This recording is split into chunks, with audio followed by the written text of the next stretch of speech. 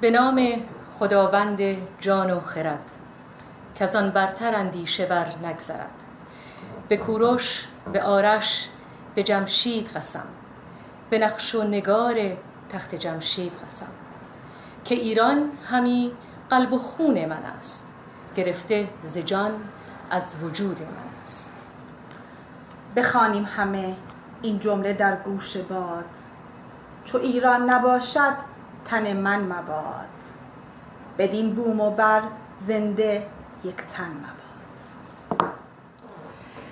بله دوستان، با شما هستیم در این میشه گفت واقعا روز بزرگ. دیروز روز کوروش کبیر، کوروش بزرگ به زبان پارسی بود و من و دوست بسیار عزیزم خانم شلی شمسیان در خدمت شما هستیم با یک برنامه بسیار بسیار جالب که برای شما تهیه دیدیم به مناسبت روز این بزرگمرد تاریخ ایران. با درودی گرم به تک تک شما عزیزان، دوستان مقیم فیسبوکمون از کشور اسرائیل. امیدوارم که همگی حالتون خوب باشه و تشکر میکنم از طرف خودم و شادی عزیز که با حمایت خودتون، با دوستی خودتون این قدرت رو به من و شادی دادیم که امشب با شما باشیم و در کنار هم و با هم دیگر در مورد بزرگترین شاهی که ایران زمین داشت یا حتی بزرگترین شاهی که امروز دنیا داشت صحبت بکنیم. قبل از این درود گرم خودم و شهزاده شادی رو میرسونیم به تک تک ایرانیان راستین در کشورمون ایران، در میهنمون ایران که دیروز در روز کوروش بزرگ قلب‌های میلیون‌ها ایرانی چه در ایران چه در خارج کشور رو شاد کردن. میلیون‌ها ایرانی دیروز در شیراز در آرامگاه کوروش بزرگ نشون دادن که چقدر این پادشاه، چقدر شاید تمام شاهان از کوروش بزرگ تا محمد رضا شاه و تا امروزه شاهزاده ما که در دور از میهن هستن برای ایرانیان مهم هستن و این واقعا باعث شادی و افتخار. واقعا مخصوصا در این مدتی که اینها میشه گفت تمام ترس ها رو پشت سر گذاشتن و بدون که فکر کنن عاقبت این پشتیبانی واقعا از این روز چه خواهد بود، این احترام رو به کوروش بزرگ گذاشتن و در آرامگاه اون جمع شدن و بله شادی های بسیاری بوده که شلی عزیز ما شروع میکنیم این برنامه رو با یکی از فیلم هایی که برای ما فرستادن، درسته؟ بله. از این شب توضیحی دارین، از این روز توضیحی دارید که در اول از همه تشکر میکنیم از دوستانی که این کلیپ ها رو برای ما فرستادن، به خصوص از دوست بسیار گرامی آقای کوروش که این برنامه رو با من همکاری کردن و درودها میفرستیم به تک تک شما عزیزان. از شب قبل ترافیک خیلی زیادی در راه شیراز بود، همونطور که شادی عزیز گفتن این دفعه اجازه ندادن که ترس موجود این بشه که مردم صدای خودشون رو به گوش دیگران نرسونن. مردم راه شیراز بودن، در پارسگار، در مقبره آرامگاه کوروش بزرگ. یکی از کلیپ هایی که واقعا منو شاد کرد عروسی 2 زوج بود که در کنار مقبره کوروش بزرگ ازدواج کردن. کلیپ های بسیار بسیار زیبا. این کلیپ اولی که دوست دارم به گوش شما عزیزان بشنوم که مطمئنم در دنیای مجازی دیدین، تولد محمد رضا شاه را که 4 آبان بود و تبریک گفتن و مردم با یک صدا، با اتحاد فریاد میزنن پهلوی. خواهش میکنم به این کلیپ پر احساس گوش بدید.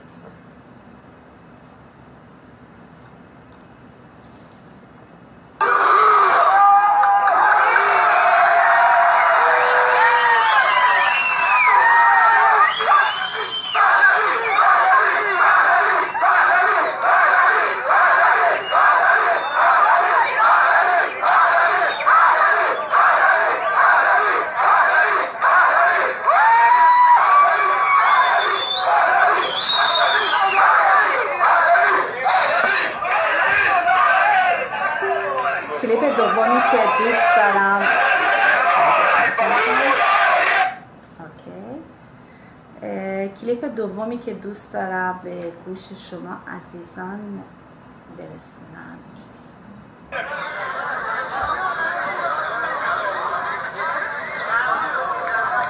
در مورد این صدا خوب نیامد. دوستان در ایران میگن کوروش پدر ماست، ایران وطن ماست. در کلیپ دیگه با هم صدا به هم میگن ما آریایی هستیم، عرب پرست نیستیم. واقعا این کلیپ ها باعث شادی ما بود و کاملا اونطور که لایقه، درسته، یک ایرانی هست، بله، لایق اولین حقوقدان بشر است. بله. با اجازه شما دوستان عزیز و با تشکر از حمایت شما، برنامه امشب ندای دوستی همراه با شیرلی و شادی رو شروع میکنیم و امیدوارم که بتونیم خدمتی به این تاریخ کوروش بزرگ که یک حقیقت و نه افسانه انجام بدیم. بله شیرلی جان، دوستان عزیز، ما شروع میکنیم این برنامه رو البته با یک توضیح کمابیش کوتاه و مختصری راجع به این بزرگمرد تاریخ ایران زمین. ناگفته نمونه که البته در میشه گفت هم در اینترنت و هم در کتابایی که راجع به کوروش بزرگ نوشته شده، تاریخدان‌ها در هر دورانی تاریخ را به صورت‌های مختلف می‌نویسند و حتی اون تاریخدان‌ها خیلی ها با هم توافق ندارن، ولی ما سعی کردیم تا اونجایی که ممکنه میشه گفت آگاهی دقیقی رو برای شما بیاریم. باز هم من میگم تا اونجایی که ممکنه، چون موضوعاتی هستش که راجبش بحث بسیاری هست که واقعا چطور بوده، مخصوصا به خاطر مثلا در مورد یک موردی که راجع به خانواده کوروش هست که ما این رو مورد بحث خواهیم گذاشت امشب. کوروش به انگلیسی سیروس، به یونانی کوروس. کوروش کبیر ما میدونیم نخستین شاه و بنیانگذار دوران هخامنشی بوده البته و شروع کنیم همینطور که گفتم از توضیح راجع به خانواده کوروش که با یکی از خاندان هخامنشی، خانمی بانوی به نام کاساندان ازدواج کرد و کاساندان و کوروش بزرگ ناگفته نمونه که عشق بسیار بزرگی بین اونها بود. تا دم مرگ کاساندان میشه گفت هم دیگر رو عاشقانه دوست داشتن. دارای 4 فرزند شدن، 2 پسر و 2 دختر.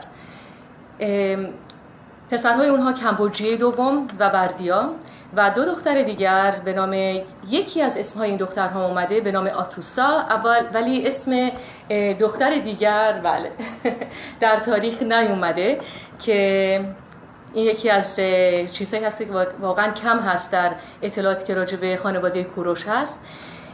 از طرف دیگه گفته شده که ما این رو امشب مورد بحث میگذاریم که کوروش بزرگ از یک طرف یک زن داشته، یک همسر داشته و اون هم همین کاساندان هستش که واقعا دیوانه‌وار هم دیگر رو دوست داشتن، ولی در جاهای دیگر اومده که نه، بعد از اینکه کاساندان از دنیا رفت، کوروش بزرگ با حتی دختر آژدیهات به نام آمیتیس ازدواج کرد، یا یکی از دختران ماد از خاندان ماد، و گفته شده که همینطور دختر دیگه به نام آرتیسون به دنیا آورده که اون خواهر ناتنی آتوسا بوده. آیا واقعا این مسئله درست است یا نه؟ ما شما را به بحث میاریم. اگر راجع به این مسئله آگاهی دارید در اختیار ما بگذارید. ادامه این توضیح، کامبیز دوم، پسر دیگر پسر کوروش، پسر اول کوروش، بعد از مرگ اون رو در تخت شاهنشاهی گرفت و متاسفانه برادر خود بردیا رو کشت و خودش نیز بعد از فتح مصر در راه برگشت باز هم متاسفانه خودکشی کرد. ایرانیان کوروش کبیر رو پدر مینامند. یونانی ها که اونها رو، حتی اون سرزمین اونها رو تسخیر کرده بود، اون را به نام سرور و قانونگذار مینامند. کوروش همونطور که گفتیم بنیاد یک امپراتوری بسیار بسیار عظیمی را گذاشت که از دریای مدیترانه در غرب شروع شد و تا شرق ادامه پیدا کرد. از شمال از دریای سیاه تا جنوب کشورهای عربی ادامه پیدا کرد. موفقیت اون در شکلگیری امپراتوری هخامنشی، در این شکلگیری بزرگ، واقعا نتیجه آمیزه خیلی از خصوصیات اخلاقی و دانش این مرد بوده. هوشیاری اون، مهارت‌های دیپلماسی اون و نظامیگری اون، همچنین خلق و خوی و داشتن دانایی بسیار بسیار کامل راجع به ایران.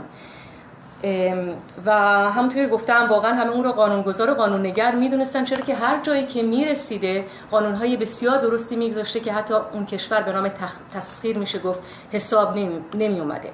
یهودیان البته که ما باشیم اون را مانند یک روحانی مقدس مینامند. راجب دین کوروش میشه گفت صحبت‌های بسیاری بوده، ولی تحقیقات گفتن که پرستنده اهورامزدا بوده. البته تعصب خاصی به دین ملی هیچ کسی نداشته و به همه ادیان احترام میگذاشته. و از یک طرف میگن که اتفاقاً به خاطر رفتارش که با آموزه‌های زرتشت خیلی و اصول دین نزدیک بوده، شاید هم زرتشتی بوده.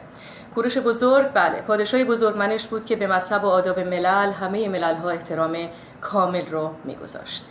در پایان من بگم لقب‌هایی که به این بزرگمرد در تاریخ داده شده: نابغه، سیاستمدار، مدیر و رهبر تمام مردها و اولین مبلغ و متخصص در فن لشکرکشی و تدابیر جنگی.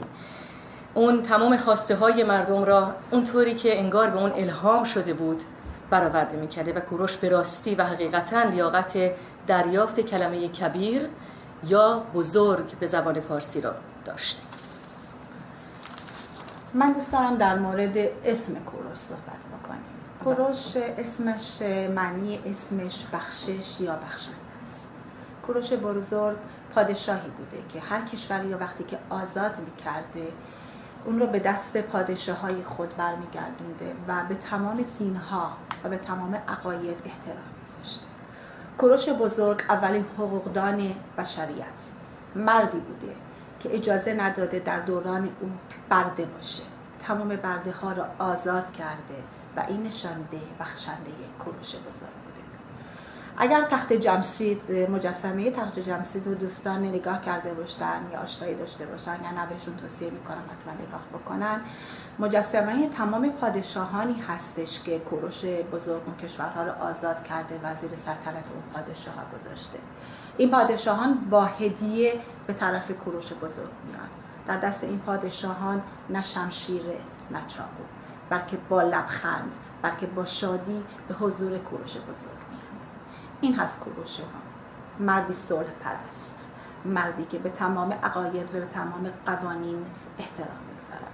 داستان‌های بسیار زیادی در مورد کوروش بزرگ است. داستانی که من انتخاب کردم امروز برای شما دوستان عزیز تعریف بکنم در مورد یکی از وزیران کوروش بزرگه که به کوروش بزرگ میگه تو که تمام این کشورها را آزاد کردی، چرا تمام این پولها و ثروت‌هایی که در این کشورها پیدا کردی و برای خودت بر نداشتی و پخشش کردی؟ تو الان باید ثروتت بالاترین ها بود. کوروش بزرگ بهش میگه بیا یک امتحان بکنیم. میره در خیابان و میگه من برای سلطنت احتیاج به پول و ثروت دارم، از دوستان و سربازانم کمک میخوام. کمتر از 1 ساعت انقدر بر کنار کوروش بزرگ پول و طلا میریزند قابل شمردن نبود و کوروش بزرگ به وزیر خودش میگه الان این پول و ثروت بیشتره یا اون پول و ثروتی که من به زور برمی داشتم؟ و وزیرش میگه دقیقاً الان. کوروش بزرگ مردی بود که هیچ چیز را به زور برای خودش بر نداشت. انقدر به قوانین احترام گذاشت، انقدر به مردم احترام گذاشت که وقتی که هر چیزی که میخواست با عشق، با محبت به این رهبر جهانی دادند. بله واقعا هر چی شری جان ما از این بزرگ مرد بگیم کم هستش. دوستان مخصوصا دوستانی که در ایران هستن، ایرانی ها در تمام جهان، ولی برای ما اطلاعات بسیاری رو فرستادن در مورد کوروش و اگر ما بخوایم راجع به این بزرگمرد دوستان صحبت بکنیم میشه گفت واقعا ساعت یک برنامه کافی نیست. یک برنامه کافی نیست، ولی سعی کردیم به خاطر عشقی که ما به ایشون داریم تا اونجایی که میتونیم، تا اونجایی که ممکن هست برای شما همونطور که گفتم آگاهی مخصوصی رو آوردیم. شریف جان ما ناگفته نمونه که البته ما به دوستان باز هم بگیم که ما سری برنامه‌هایی رو شروع کردیم که گفتیم چه بهتر از این روز که ما راجع به ایشون صحبت کنیم و این برنامه ها رو از این روز که شروع کنیم تقریبا هر 2 هفته. شلی جان درسته؟ امیدواریم که بتونیم هر 2 هفته و کنار شما عزیزان باشیم و هر دفعه هم سعی می‌کنیم موضوعاتی رو بیاریم که موضوعات روز هست شاید یا به مناسبت میشه گفت روزهای خیلی مخصوص همینطور ما با شما خواهیم بود و اگر درخواستی دارید راجع به برنامه‌ای که می‌خواید ما برای شما بگذاریم همینطور با ما در تماس باشید. در فیسبوک ندای دوستی با شیلی و شادی میتونید بنویسید، در فیسبوک خصوصی شیلی شمسیان همینطور در فیسبوک من شهرزاد شادی میتونید با ما در میون بذارید خواستای خودتون رو و ما راجع به هر موضوعی که شما بخواید ما میتونیم برنامه بگذاریم. جاش هست که اینجا نزدیک 2 هفته پیش من و شادی عزیز خودمون رو سورپرایز کردیم و بعد از یک مصاحبه موفقی که با آقای زمانی داشتیم اومدیم حضور شما 2 کلمه صحبت بکنیم، ولی از محبت‌های شما، از دوستی واقعا که قابل توضیح نیست.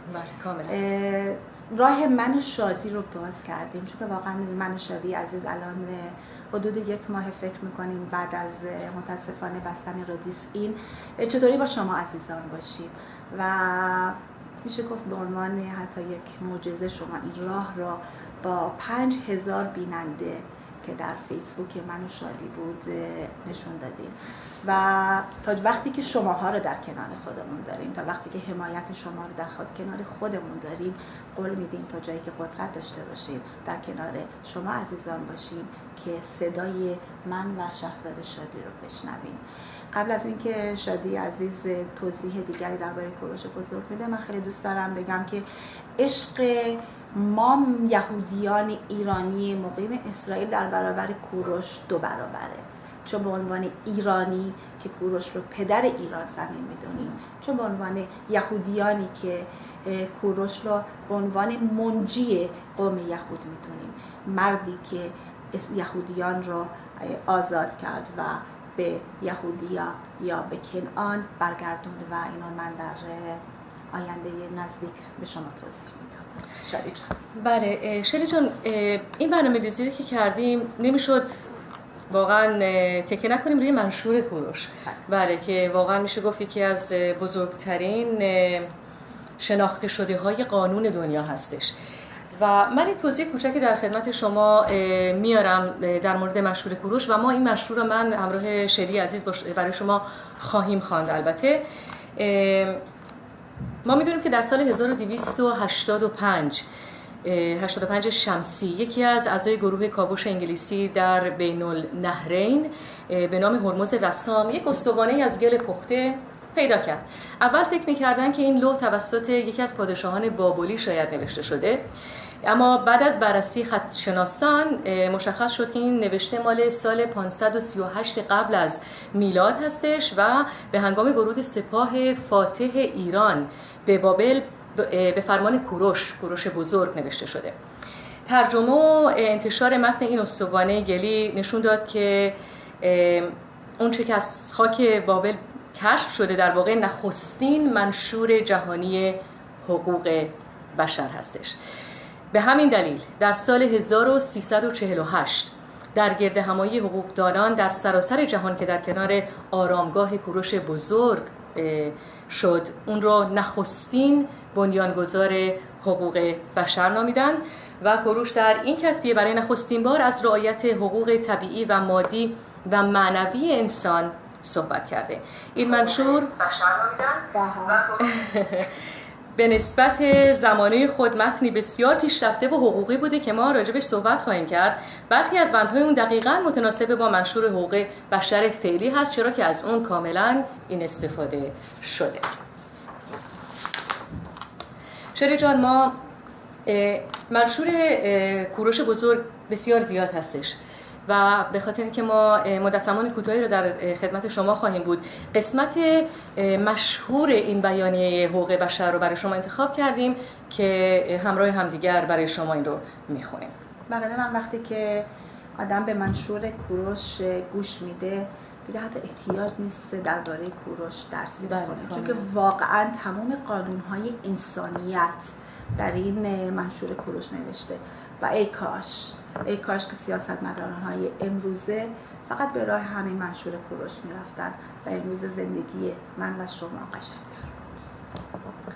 منم کوروش، شاه جهان، شاه بزرگ، شاه دادگر، شاه بابل، شاه سومر و اکد، شاه چهار گوشه جهان، پسر کمبوجیه، شاه بزرگ، نوه کوروش، شاه بزرگ، نبیر چیش پیش، شاه بزرگ.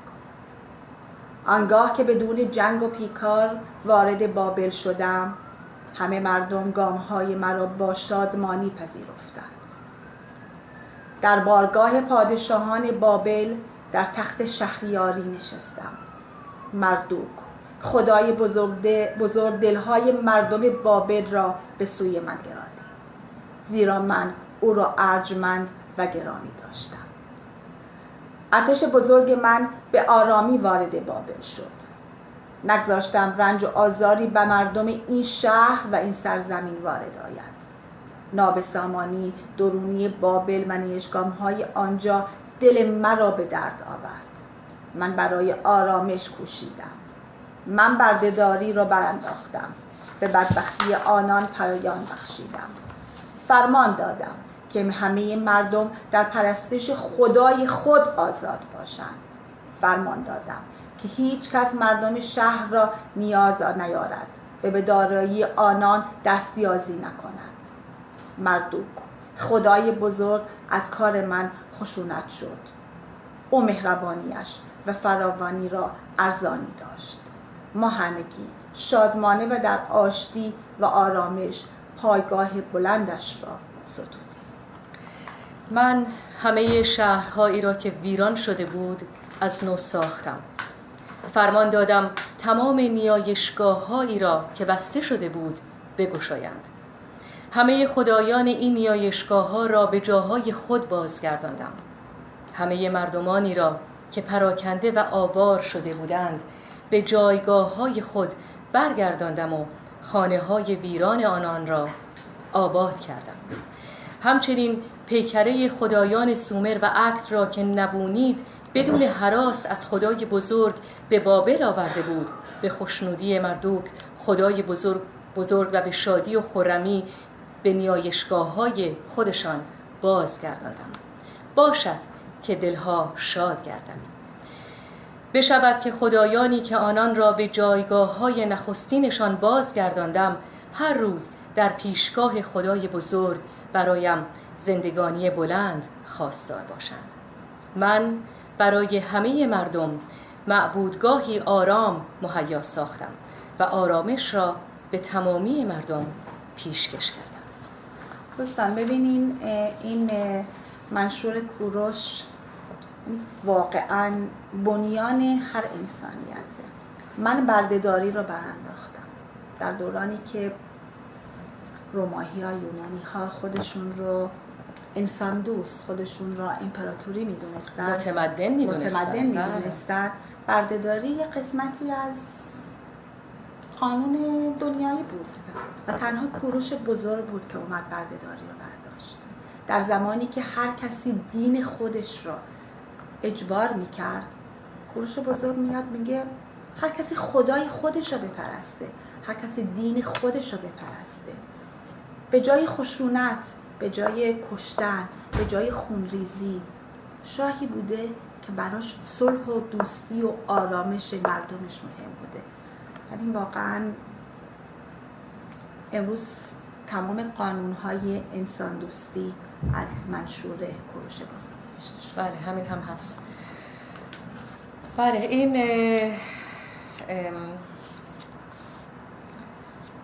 صحبتی که شما کردین به جاهای دیگری هم همینطور شلی جان کشیده میشه، چون ما چند لحظه دیگه راجع به حقوق زن هم صحبت خواهیم کرد و دوستان خواهند فهمید که واقعا حقوق بشر که میگن از منشور کوروش گرفته شده در هر مورد، در مورد زنها، در مورد تسخیر کشورها، در مورد ادیان مختلف، اونقدر احترام به هر کسی به عنوان انسان میگذاشته که برای همه قانون انسانیت رو واقعا نوشته.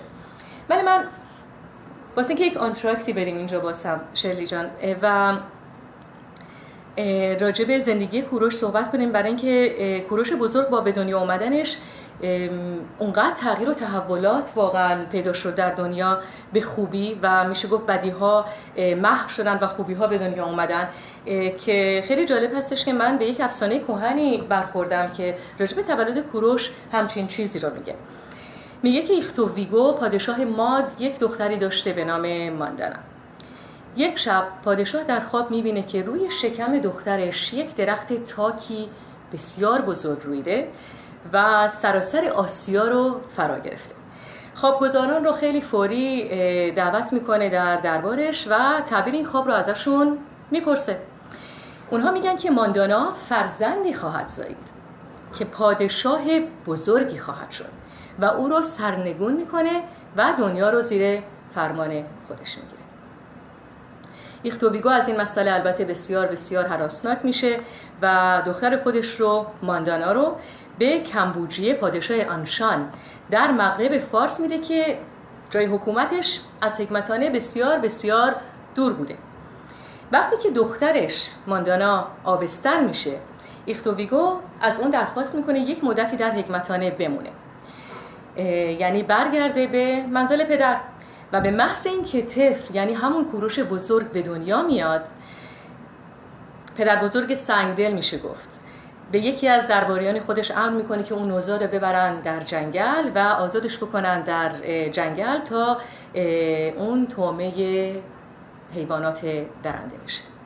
بله، مأمور دربار کوروش رو به جنگلبانی میسپاره و دستور شاه رو البته بهش میگه. اما از قضا کودک نوزاد اون جنگلبان به تازگی مرده بوده. برای همین هم پدر مادر تصمیم میگیرن که طفل مرده رو در جنگل بگذارن و اتفاقا کوروش رو نزد خودشون بگیرن، پرورش بدن و بزرگ کنن.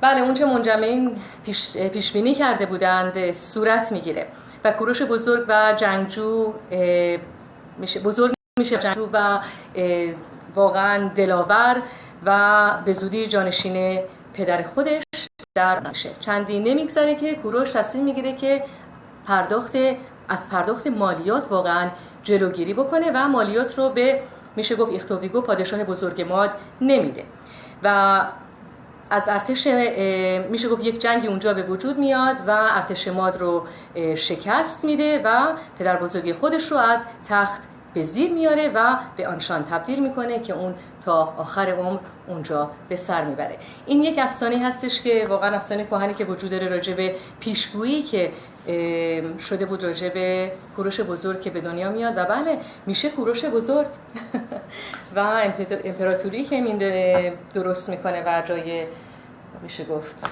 بزرگترین پادشاه ها رو میگیره. بله، چی بگیم دیگه شری جان؟ بکنم الان وقتش رسیده که درباره خدمات کوروش بزرگ به یهودیان یک توضیح کوچک برای دوستان بدیم. برای اینکه همونجور که قبل من گفتم، ما یهودیان کوروش بزرگ را منجی قوم یهود میدونیم و در کتاب‌های مقدس ما اسم کوروش بزرگ بارها اومده و او را به عنوان بزرگترین و بهترین پادشاهان و بارها در اسمش در کتوویم، نه در تورا، به خاطر که تورا خیلی قبل از کوروش بزرگ نوشته شده در کتوویم نوشته شده. شادی جان توضیح کوچیک درباره آزادی قوم یهود. آزادی قوم یهود میدیم. بله، اینا منو برمیگردونه به اون صحبتی که شما در اول کردین که واقعا کوروش بزرگ برای ما یهودیان و ایرانی ها بله 2 برابر ارزش داره. ما البته همه به این بزرگمرد تاریخ ایران احترام میذارن، ولی برای ما یک جای خیلی مخصوصی رو داره، چرا که میشه گفت ما رو به سرزمین خودمون برگردوند کوروش بزرگ و نجات داد ما رو از دست نبوکدنصر. بله، راجبه یه توضیح میدیم و همینطور دوستان از ما یک چیز خیلی جالبی رو خواستن که ما گفتیم برای اونها میاریم. میخواستن بدونن که در کجا یه تاریخ ما یهودیان و در تورات البته شیری جان شما توضیح دادین که ما تورات داریم و نوشته های ناوی ها رو داریم همینطور. کجا اسم کوروش بزرگ اومده؟ و ما برای شما دقیقاً چند از سوره های خودمون رو از اینجاها آوردیم و حتی مقایسهش کردیم با منشور کوروش و شما خواهید دید که چه شباهتی بین این دوتا وجود داره، بسیار بسیار شگفت‌انگیز. و این برای اونهایی هست اتفاقاً که یک جوری مخالفت میکنن با این مسئله که واقعاً کوروش بزرگ با ما یک نسبتی داره، یک تعهدی داره. این کوروش بزرگ با قوم یهود یک تعهدی داره که تاریخی رو ثابت کرده. بله، این خیلی خیلی تأسف آور هستش که کسانی که متاسفانه الان جای این امپراتوری شاهنشاهی رو در ایران گرفتن فکر میکنن که با میشه گفت صحبت‌های از من درآوردی، من کلمه دیگه نمیتونم به جاش به کار ببرم، فکر میکنن که میتونن تاریخ رو عوض کنن و هم چیزی نخواهد بود، برای اینکه تاریخ نوشته شده و تاریخدان‌ها گفتن و نوشتن و نه فقط یک تاریخدان، در کتاب‌های ادیان آمده مثل در تورات، در منشور کوروش آمده، اینها رو نمیشه عوض کرد و متاسفانه تمام دنیا الان این منشور رو احترام می‌گذارن غیر از جمهوری اسلامی.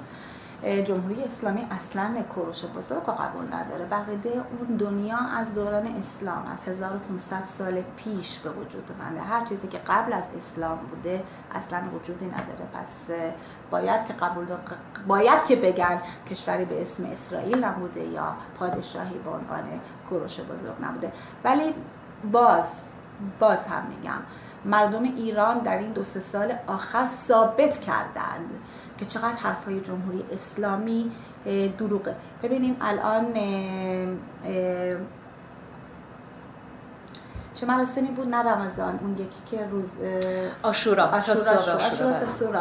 خوراکا رو توی خیابان مفتی پخش کردن. درست. اتوبوس‌های مجانی گذاشتن. درست. شاید 2000-3000 آدم، اونم فقط به خاطر اینکه یه خوراک مفتی بخورن رفتن تو خیابونا.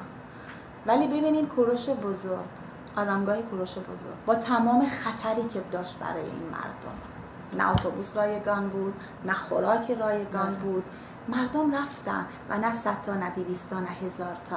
عکس ها هست. من فکر کنم به میلیون یا شاید 2 میلیون آدم رسیده. یعنی دوستی که از شیراز به من پیام فرستاد گفت شیرلی عزیز یک شب تا صبح توی راه بودیم. مردمی بودن که شب در آرامگاه کوروش بزرگ خوابیدن که وقت کنن. این یعنی عشق، این یعنی محبت، این یعنی دوستی، این یعنی راهی، قدمی برای آزادی ایران زمین. و برای اولین بار، واقعا برای اولین بار بعد از 3 سال فعالیت در فیسبوک و در رادیوسپین، من اتحاد را بین مردم ایران دیدم. اتحاد را بین تمام گروه ها، کمپین هایی که باز میشه و بسته میشه دیدم. همه با هم دیگه، چه مردم داخل ایران، چه مردمی که در کشورهای خارجی زندگی میکنن، همه این روز رو بزرگ داشتن. روزی که در هیچ تقویم ایران رسمی حساب نمیشه.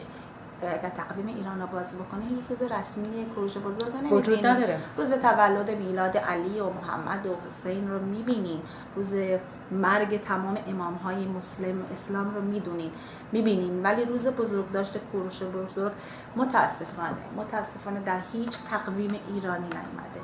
ولی این نشون میده که احتیاج نه به تقویم، نه به قانون، احتیاج نه به خوراک مفتی، احتیاج نه به اتوبوس مفتیه، احتیاج فقط به عشق، احتیاج فقط به محبته که در قلب هر آریایی میتابه.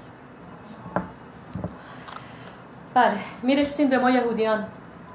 با اجازه شما از اسلام به یهود و ما احترام میگذاریم، ما احترام کامل رو میگذاریم به روز کوروش بزرگ، به خود کوروش بزرگ، به قوانین، به منشور کوروش. و در این قسمت ما برای شما واقعا این آزادی قوم یهود به فرمان کوروش رو یک توضیحی براش داریم که برای شما میآوریم. یکم از تاریخ صحبت کنیم دوستان. اسارت قوم یهود ما میدونیم که توسط نبوکدنصر که گفته میشه به نام بخت‌النصر به زبان فارسی انجام گرفت. اون بین سالهای 605 تا 562 پیش از میلادی زندگی میکرد و اورشلیم رو میگیره، اونجا رو ویران میکنه، آتش میزنه و بیشتر مردم اونجا رو به بابل کوچ میده. اینجا میرسه که ما هم انبیایی داریم که میشه گفت آینده رو میدیدن و پیش بینی میکردن. یرمیای نبی از این کشتار تاریخی جان به در میبره و وقوع این اسارت رو البته پیش بینی میکنه از قبل. قوم یهود به هنگام اسارت در بابل به امید اومدن کسی بودن که اونها رو از اسارت نجات بده و این امید تقریباً 70 سال طول کشید. این 70 سالی که اونها در بابل اسیر بودن تا اینکه کوروش بابل را میگیره و 2 سال بعد از اینکه بابل را فتح میکنه اجازه میده تا قوم یهود به میهن خودشون بازگردن. پیشوایان یهود همینطور ارمیا و حزقیال همواره به قوم یهود امید آزادی را میدادن و از این رو یهودیان این انتظار را میکشیدن و میدونستن که ناجی اونها خواهد اومد و اون ناجی کوروش بزرگ بود. یشعیای نبی همه جا برای کوروش تبلیغ میکرد و اون را مردی شکست ناپذیر اعلام میکرد. یشعیای نبی یکی از انبیای ما یهودیان. بله، در سال دوم بعد از فتح بابل یهودیان آزاد میشن و به بیت المقدس برمیگردن. کوروش بزرگ همینطور به خزانه‌دار خودش میتریدات دستور میده که تمام ظروف زرین و سیمین همه اون مواردی رو که نبوکدنصر از نعابد یهود گرفته بوده همه رو به یهودیان برگردونه. حتی خودش نمیگرفته، اون رو به یهودیان برگردونده و تعداد اونها تقریبا میشه گفت 5400 قطعه بوده. اونها رو پس میده و همچنین فرمان میده تا وسایل لازم رو برای مراجعت یهودیان به کشور اسرائیل فراهم کنند. این ناگفته نمونه که کوروش شری جان نه تنها درباره یهودیان این عمل رو واقعا انسانیت رو به کار میبرده، همچنین درباره ملل دیگر همینطور رفتار میکرده و همینطور در استوانه فرمان اون اومده که دستور داده تا پرستشگاه‌های دیگر رو همینطور به جاهای اصلی خودشون برگردونن و این کار رو در مورد ما یهودیان همینطور اجرا میکنه. نخستین دسته‌ای که بعد از صدور فرمان کوروش به سوی بیت المقدس حرکت میکنن 3 ماه بعد میرسن اونجا و همه اینها رو من خیلی برام جالبه، مثل یک فیلمی توی ذهن آدم به وجود میاد که کوروش تموم این میشه گفت وسایل رو مهیا میکنه که اینها به درستی برسن به جای اول خودشون به اورشلیم و به اسرائیل و شاهزاده‌ای برای اونها از راه کوروش از طرف خودش میگذاره که اون زروبابل گفته شده در تاریخ. الان خیلی جالب وقتی که یهودیان برمیگردن به سرزمین خودشون، به جای خودشون مردمانی رو میبینن که جای اونها رو گرفتن. شری جان اینجاست که تاریخ صحبت میکنه. بله، ما میدونیم به کدام مردمانی البته صحبت میشه. جای ما رو گرفته بودند و ویرانه ها رو از نو کوروش کمک میکنه که ساخته بشه در اسرائیل و یهودیان ساکن جاهای خودشون بشن دوباره و این عده موجب ناراحتی یهودیان میشن و نمیگذارن که این ویرانی ها به درستی ساخته بشه. این در تاریخ اومده، اینها شما دوستان میتونید پیدا کنید و همینطور شروع میکنن به ساختن معبد دوباره به فرمان معبد اون موقع. بله البته معبد اول بوده اون موقع. معبد اول بوده. بله تو اونجا که من اطلاع دارم. بله میشه راجبش صحبت کرد، راجب این مسئله و همینطور ساخته میشه ولی به کندی پیش میره. چرا اونهایی که جای ما رو قبلا گرفته بودن در اسرائیل نمیگذارن که ما به راحتی معبد خودمون رو بسازیم و این ساخت تقریبا 22 سال طول میکشه. در هیچ کتاب مذهبی جز تورات پادشاهی به نام کوروش ستوده نشده، در هیچ کتاب مذهبی، نه در قرآن و نه در انجیل و نه در کتاب‌های مذهبی دیگر. در تورات کوروش چندین و چند بار اسمش اومده و ستوده شده. کوروش در تورات در شمار پیامبران نجات بخش بشریت شناخته شده و بارها این مسئله توضیح داده شده.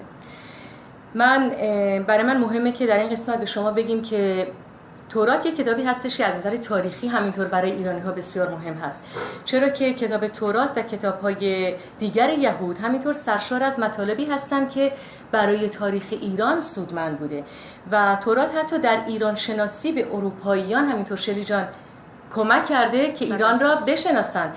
یعنی بهترین و بیشترین میشه گفت اطلاعات در مورد ایران در تورات اومده و در کتوبیم.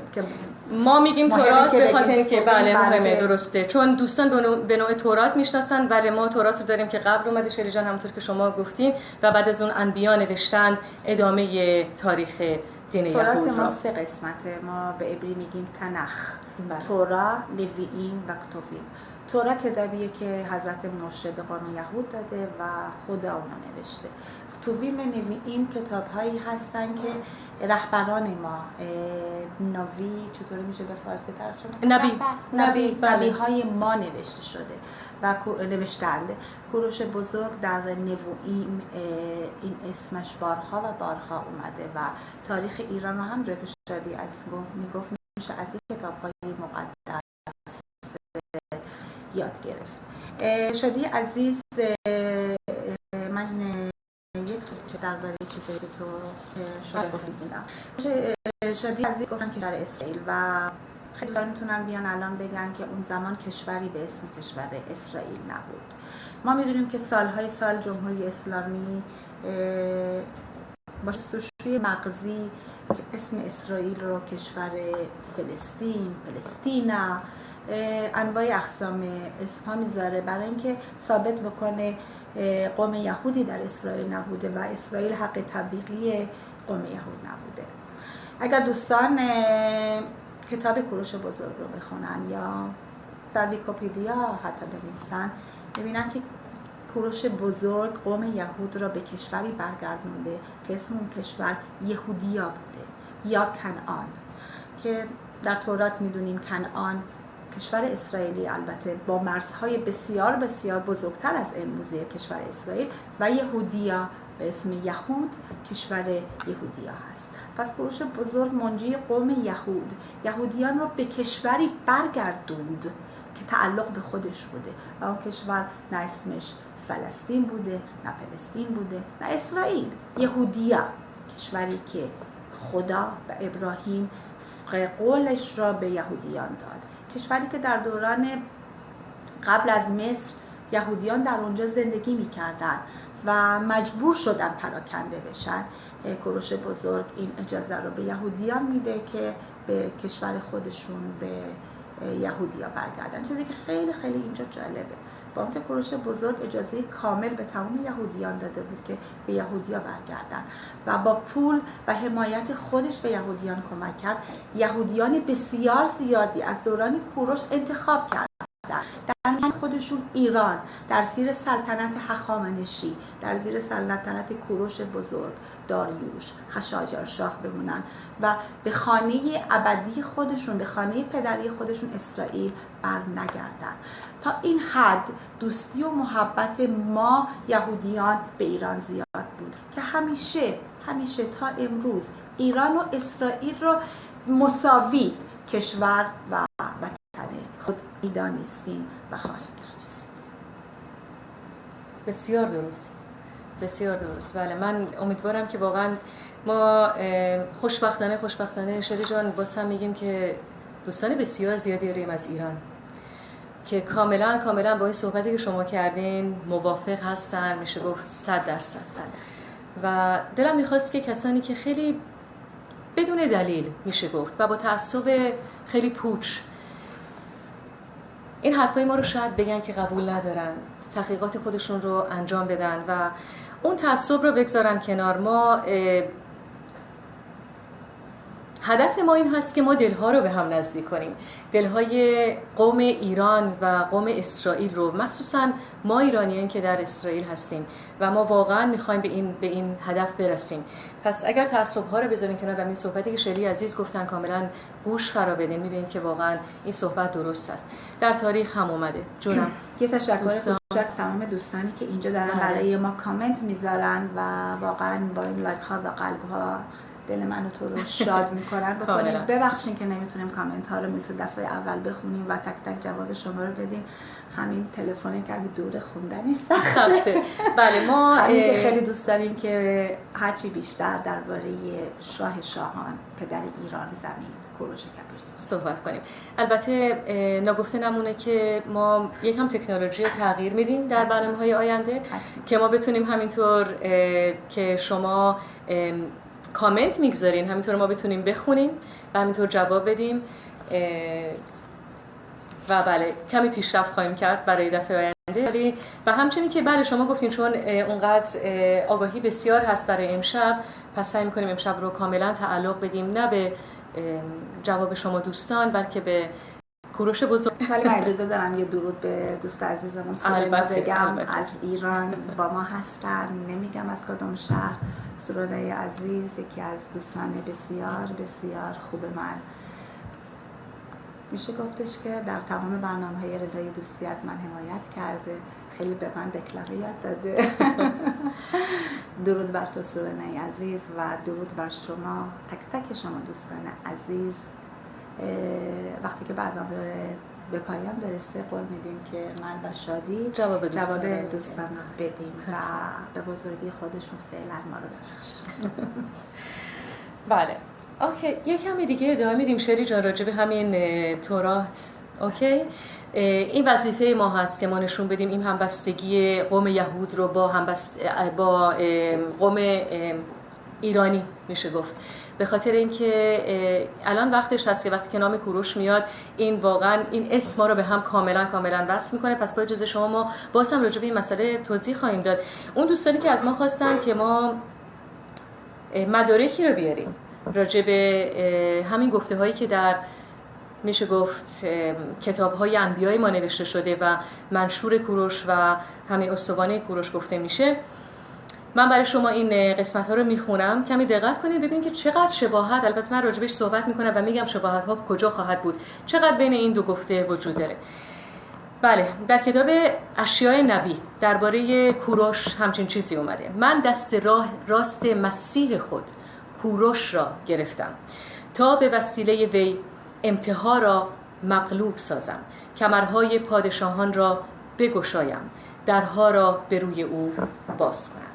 و این بسیار شبیه اعلامیه کاهنان بابل در استوانه کوروش هستش که چنین میگه: او وی را واداشت تا راه بابل پیش گیرد و در کنار او همچون دوست و یار همراه پیش رفت.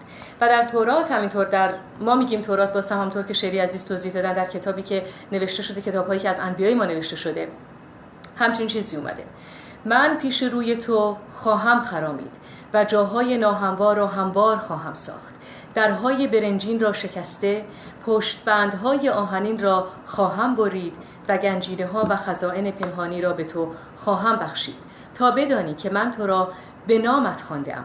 من خدایم و دیگری نیست و غیر از من خدایی نیست و من کمرگاه تو را بستم هنگامی که مرا نمی شناختی تا از مشرق خورشید و مغرب آن بدانم که جز من خدایی نیست. بعد در باب 44 در همین کتاب درباره کوروش چنین اومده: او شبان من است، من او را به دادگری برانگیختم و همه راههایش را راست خواهم کرد. بازم در چندین و چند جای این کتاب‌ها شری جان خیلی جالبه، چون من خیلی زیاد پیدا کردم این موضوع رو. همونطور که گفتیم در کتاب‌های دینی ما اسم کوروش بیشتر از هر کتاب دینی دیگر اومده و من سعی کردم فقط چند تا از اینها رو انتخاب کنم و برای شما بخونم. کوروش همینطور پس از رهایی قوم یهود از اسارت فرمان داد تا همونطور که گفتم ظروف و تزیینات معبد یهود رو باز پس بدن و در این باره همینطور در کتاب انبیای ما اومده گفته شده که و کوروش شاه ظروف خانه خداوند را که نبوکد آنها را از اورشلیم آورده بود و در خانه خدایان خود گذاشته بود بیرون آورد و کوروش پادشاه آنها را از دست میتریدات خزانه‌دار خود بیرون آورد و به زروبابل رئیس یهودیان داد. این را در کتاب انبیای ما نوشتن، باز هم اسم کوروش و باز هم راجع به تاریخ اون دوران. بسیار بسیار هست. من اگر مایل باشین دوستان. اینو بعدا میتونم در فیسبوک ما بگذاریم برای اینکه وقت کم هست و این موضوع ها واقعا اسم کوروش چند صد بار در کتاب های انبیاء ما اومده و شباهت بسیاری نوشته ها با مشهور کوروش همینطور داره و تاریخ اون داره. من این رو برای شما دیرتر حتما خواهم گذاشت در فیسبوک. بله شری جان دیگه چی؟ نه تنها کوروش برای قوم یهود عزیز و گرامی. کشور اسرائیل کشوری که با استقلال 67 ساله هستش هرگز زحمات کوروش بزرگ، زحمات شاه ایران رو فراموش نکرده. در سال 2015 بین اولین کشورهایی که تمبر مخصوصی با اسم و منشور کوروش بزرگ انشار کرد کشور اسرائیل بود و فکر کنم تنها کشور دیگه هند باشه اگر اشتباه نکنم. تنها کشوری که مدال طلا با منشور کوروش بزرگ درست کرد کشور اسرائیل. شهری نیست در اسرائیل از اورشلیم گرفتین تا حیفا تا تل آویو که خیابانی به اسم کوروش بزرگ در آن نبینیم. وقتی در ایران ما، در وطن ما، خیابانهایی به اسم آخوندها، شهیدها، محمد، علی، امامها هست و این ایرادی نداره، ولی خوب بود یادی هم از شاهان باشه. در کشور اسرائیل این اسم مقدسه و خیابانها به اسم کوروش بزرگه، تمبرها به اسم کوروش بزرگه. امیدوارم که بتونین از طرف دوربین منشور کوروش بزرگ رو ببینین. این تمبری هستش که همینطور گفتم در سال 2015 انشار شده و در پستخانه های اسرائیل به فروش میره و این هست اسرائیل، کشور دموکراسی خاورمیانه، کشوری که میشه گفت حتی بیشتر از ایران میهن و سرزمین ایرانیان کوروش بزرگ قبول داره و قوانین انسانیت او رو انجام میده. برای اون مهم بود که بدونیم که اسرائیل نه تنها دشمن ایرانیان نیست، نه تنها هیچ دشمنی با ایران نداره، بلکه تنها دوست ایران و تنها دوست پادشاهان ایرانیه. و همینجور که شادی عزیز گفت خیلی از تاریخ ایران، خیلی از قوانین ایران را ایرانیان مدیون یهودیان هستند. یهودیان ایران بودن. ممکنه که اگر اسم کوروش بزرگ در نوییم ما نمی اومد یادی دیگر از کوروش بزرگ نبود. اینو برای من مهمه که شما بدونین تا همون اندازه‌ای که ما یهودیان و کشور اسرائیل مدیون شاهان هخامنشی و مدیون شاهان پهلوی هستیم، خیلی از خدمات بزرگ یهودیان در ایران مانند ادبیات، مانند شعر، مانند فرهنگ، مانند پزشکی، ایران مدیون یهودیان مقیم ایران هستند و کشور اسرائیل به تمام این قوانین احترام می‌گذاره. شادی جان عقیدت چیه که دوستان عزیز رو یک کمی خوشحال بکنیم با صدای زیبای تو و یک دکلمه زیبا برای دوستان بخونیم؟ مرسی. اولا که وقتی شما درخواست کنید من همیشه در خدمت هستم عزیزم، ولی بله واقعا این دکلمه رو ما حاضر کردیم. این دکلمه هست که یک شعری هستش که یک جوری توضیح داده همین از وقتی که یکم تاریخچه، میشه گفت تاریخچه خیلی کوچک از زندگی کوروش بزرگ هست که من اینو برای شما میخونم. ولی قبل از این با اجازه شما راجع به یک مسئله الان صحبت کردیم که من یادم افتاد که همینطور راجع به این یک آگاهی رو داریم. شما گفتید که واقعا مردم ایران مدیون تورات ما هستن یک شور، یا تورات یا همین که گفتیم نوشته نبی‌های ما از کوروش، درست است؟ به خاطر اینکه اینها نوشته شده و این تاریخ وجود داره و حذف نشده. در حالی که حذف بخش هخامنشی از کتاب تاریخ ایران تصویب شده و این واقعاً باعث تأسف است. من باش بود که واقعاً این مسئله رو بگم و ما یهودیان اونقدر به این فرد احترام میگذاریم و زندگی خودمون رو تا حدی مدیون میدونیم، زندگی قوم خودمون رو مدیون این بزرگ مرد میدونیم که تا باشه ما راجبش صحبت خواهیم کرد و خواهیم گفت که در تاریخ چقدر این مرد بزرگ بوده، در حالتی که در ایران این مسئله داره در تاریخ حذف میشه متاسفانه. و متاسفانه میشه گفت که حتی فرزندان ما دیگه در ایران حتی اسم کوروش رو در آینده نخواهند دونست. شری جان من فکر کنم تا وقتی که مردم ایران هستن و تا ابد هستن اسم کوروش بروز با اون که در کتاب‌ها و تاریخ‌ها ننوشته شده فراموش نمیشه عزیزم. به همون ثابت کردن. بله، با این که رفتن در پاسارگاه ثابت کردن، ولی باید همینطور ادامه بدن تا وقتی که واقعا، چون الان شده که این تاریخ، ما دو تاریخ داریم در دین یهود، تاریخی که نوشته شده و تاریخی که گفته شده و میشه گفت دهان به دهان چرخیده شده و این تاریخ همین خواهد بود، چرا که وقتی که از کتاب‌های تاریخی اسم کوروش حذف بشه فقط ما ایرانیان هستیم که باید با گفتن داستان تاریخ، میشه گفت داستان تاریخ اونجایی که حذف شده مثل کوروش بزرگ، ما این تاریخ رو ادامه بدیم از خودمون به فرزندان خودمون. درسته شری جان؟ بله. و این 29 اکتبر روز جهانی کوروش کبیر هست. این فقط در همه تقویم دنیا هست غیر از تقویم ایران و این واقعا جای تأسف هستش.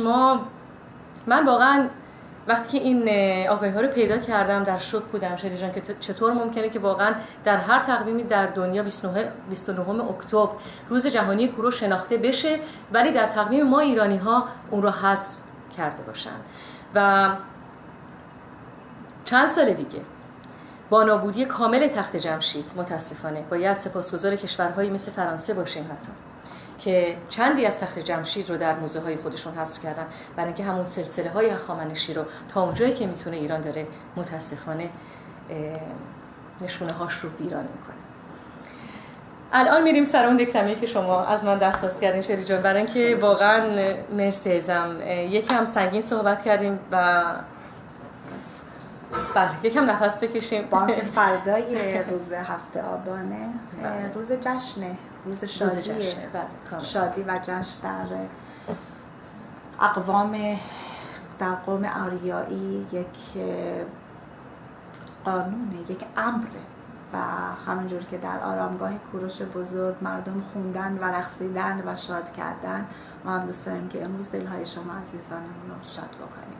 پس یک دکلمه زیبا با صدای شهرزاد شادی.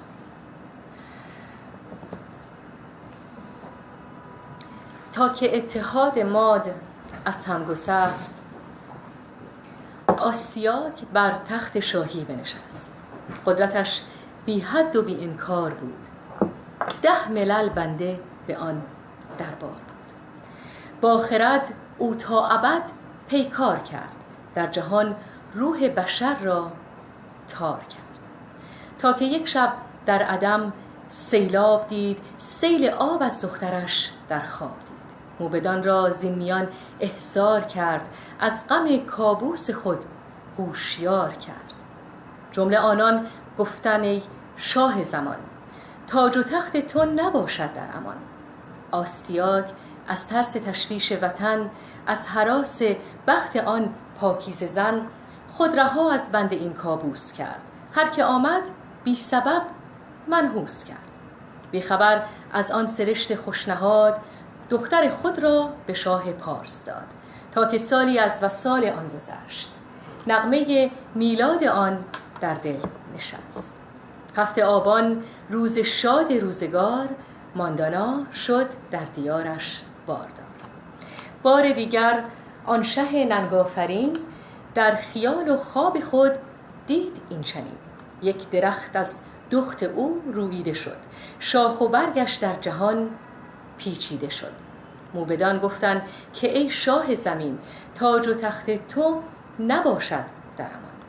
آن شه ننگافرین ندت سرشت، حکم قتل کودک خود را نوشت. با هزاران حیله و مکر و فریب، ماندانا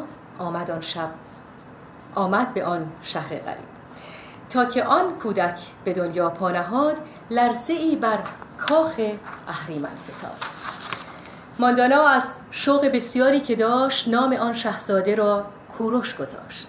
مخفیانه در شبی دور از خدا، در شبی تاریک و سرد و بی صدا، آستیاگ او را ربود از دایگان تا کند او طعمه درندگان. او وزیرش را ز کاخ احضار کرد، با عدم از بخت خود گفتار کرد. آن وزیر پاک و سردار رشید در وجود خود چنین ننگی ندید. او وجود بچه را کتمان نهاد تا به آن چوپان نیکندیش داد. با دلی غمدیده گفت ای مهرداد، این تو و این کودک نیکو نهاد. جان او نیکو بدارش زین میان، تا بماند از شه دد در امان. او همان پور دلیران کوروش است، بر دل ما فاتح بیورش است.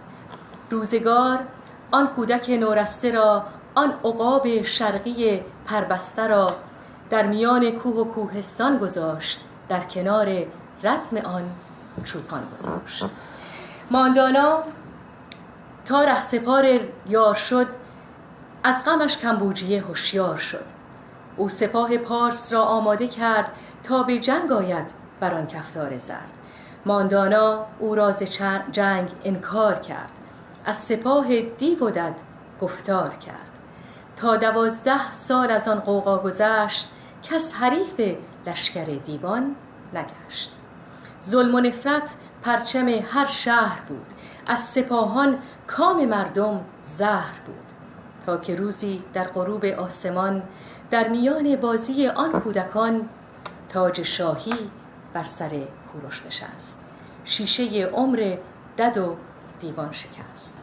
زیر فرمانش گل هستی شکفت، مالیات و باج را بخشید و گفت این که رسم حاکم خوشنام نیست، با خرد این خانه بدفرجام نیست. رسم من رسم نیاکان من است، جان من ارزانی این میهن است. بله. بعد از این دکلمه زیبا جایی داره در مورد حقوق زنان در دوران هخامنشی و به خصوص در دوران کوروش بزرگ صحبت میکنه. 2500 سال پیش در کشوری زیبایی به نام ایران، کشوری که امروز زیر تسلط جمهوری اسلامی نه تنها معنای حقوق زنان رو بلد نیست، بلکه معنای حقوق انسانیت رو بلد نیست، شاهی بوده به اسم کوروش که حقوق انسانیت و حقوق زنان براش بسیار بسیار مهم بوده. و کشور کنونی امروز، کشور کنونی کوروش بزرگ در جمهوری اسلامی ایران که اجازه به زن نمیدن در باشگاه‌ها در کنار همسر، برادر و پدر خود باشد. قوانین جدیدی مانند دوچرخه سواری برای زنها ممنوعه. قوانینی مانند چادر، مانند روسری ها، قوانینی مانند سیغه ها در دوران هخامنشی 2500 سال پیش نبوده. در دورانی که روحانی رئیس جمهور ایران میخواد در برابر حقوق بشریت با کشورهای اروپایی صحبت بکنه، این مرد، این سیاستمداری که بویی از انسانیت نبرده و هر روزه در کشورش در ایران مردم بیگناه رو اعدام میکنه، جوانان عاقل، جوانان دانشجو رو در زندانهای اوین و زندانهای سیاهی ایران زندانی کرده. این مرد میخواد درباره حقوق بشر صحبت بکنه و این واقعا وقتی که من این مطلب رو خوندم نمیدونستم بخندم یا گریه کنم. چه حقوقی؟ چه بشریتی؟ درباره چه بشریتی میخواد صحبت بکنه؟ درباره میلیون ها ایرانی که در 37 سال حکومت جمهوری اسلام کشته شدن و حتی مادرهایی هستن که تا امروزه نمیدونن جسد فرزندانشون کجاست. درباره کدام حقوق زنان؟ درباره ریحانه هایی که اعدام شدن برای اینکه نخواستن زیر تجاوز مرد باشن. این باعث تأسفه و اینجا جا داره که درباره حقوق زنان در دوران هخامنشی و در دوران کوروش بزرگ صحبت بکنیم. 2500 سال پیش کشورهایی مانند یونان و روم مرد اجازه داشته زن خودش را بکشه. این کشورهای تمدنی بوده. ولی در دوران هخامنشی، در دوران کوروش بزرگ، زن با مرد مساوی بوده. یعنی زن هیچ کمتری از مرد نداشته و این مساویت ها رو میشه در چندین قانون های کوروش بزرگ ثابت کرد. روز زن، مردم فکر میکنن روز زن یک اختیار مدرنه. نه، در دوران کوروش بزرگ روز زن بوده، روزی که اختصاص داشته به روز زن. در 5 اسفند ماه این روز را بزرگداشت میکردن برای زنهای آریایی. زنهای دوران هخامنشی به معنای واقعی فعالیت‌های اجتماعی شریک مردها بودند و در تمام قوانین، حتی قوانین دینی، میتونستن همراه مرد باشند. زنهایی بودند که از قانون‌های دینی به مرحله زورت یا بانو میرسیدن، یعنی اجازه داشتن در کارهای دینی تمام مسئولیت رو داشته باشن و انتخاب بکنن و کمک بکنن. در دوران هخامنشی حقوق دستمرد زن و مرد یکسان بوده، یعنی وقتی که زن و مرد در یک کار میکردن حقوق زن و مرد یکی بوده. دوستان، در قرن 21 هنوز وجود نداره. در کشور دموکراسی اسرائیل یک زن با یک مرد وقتی که کار میکنن حقوق مرد بیشتره. 2500 سال پیش در دوران کوروش بزرگ، دوستان، 2500 سال زن و مرد کاری که میکردن حقوقشون یکسان بوده. حتی میگفتن کارهای سخت‌تر رو به خانم‌ها میدادن. کشاورزی، خیلی هستن میگن که کارهای دستی تخت جمشید، سنگبازی هایی که در تخت جمشید شده بانوان ایرانی انجام دادن. دوستان، چیزی که واقعا برای من جالب بود، زنان پس از زاییدن اجازه 6 ماه حقوق زایمان با حقوق داشتن. یک ذره اینجا کوروش عزیزمون قوانین فمینیست رو یادش میره، ولی اینجا تقصیر داریوش بوده. اگر پسر بیارن حقوق یک کمی بیشتر از زنها بوده، به خاطر اینکه داریوش دوست داشته ارتش بسیار قوی داشته، هر چقدر که پسرها بوده. اونم به خاطر حمایت ایران، البته به خاطر حمایت ایران. بله، نه به عنوانی که مثلا ارتش بیشتر به زن بدن، به خاطر اینکه می‌خواست ارتش نمیدونم چرا، ولی خب نداره، میتونیم میبخشیم با این همه قوانین خوب میبخشیم. خیاطی پادشاه، لباسهای پادشاه زیر دست زنان بوده و زیر دست اون خانم ها مردها کار میکردن و به شاه خدمت میکردن. سرپرستی مدیریت کاخ شاهنشاه زیر دست زنان بوده. چیزی که خیلی جالبه، در دوران هخامنشی هیچ تصویری از زنها دیده نمیشه، چه از تخت جمشید چه از مجسمه‌های دیگه. تاریخ‌دان‌ها ها توضیح میدن این به خاطر احترام خاصی که به بانوان ایرانی داده شده، دوست نداشتن که تصویر زن ایرانی که نشانه احترام و بزرگی بوده در مجسمه ها باشد. در حالی که خیلی از تاریخ‌دان‌ها توضیح میدن که بانوهای ایرانی در دوران هخامنشی چادر سرشون بوده و این چادر را عرب‌ها کشف نکردن، بلکه از دوران هخامنشی به عنوان احترام به زنها، نه کوتاه کردن زنها مانند عرب بوده. ملکه مادر وقتی که سر سفره میشسته، شاهان زیر دست ملکه مادر میشستن. ببینید چقدر این ملکه مادر احترامش بالا بوده که شاهان، حتی شاه بزرگ پارس، زیر پای مادرش میشینه. در دوره هخامنشی زن شخصیت حقوقی کاملی با مرد داشته. زنها هیچ کمبودی کمتر از مرد نداشتن. ملکه های ایران زمین در کنار شاهان به ایران خدمت کردند، تو ارتش کار کردن و خدمت کردن و الکی نیست که کوروش بزرگ شخصیت به این بزرگی داشته. مردی که مادرش ماندانا باشد، همسرش کاساندان و یکی از دخترانش آتوسا باشد، باید چنین مردی باشد، باید مرد آریایی باشد. ما که امروز برنامه درباره کوروش بزرگه، من خیلی دوست دارم یک توضیح بسیار کوچک درباره 3 زن قوی از ماندانا تا کاساندان تا آتوسا بدم.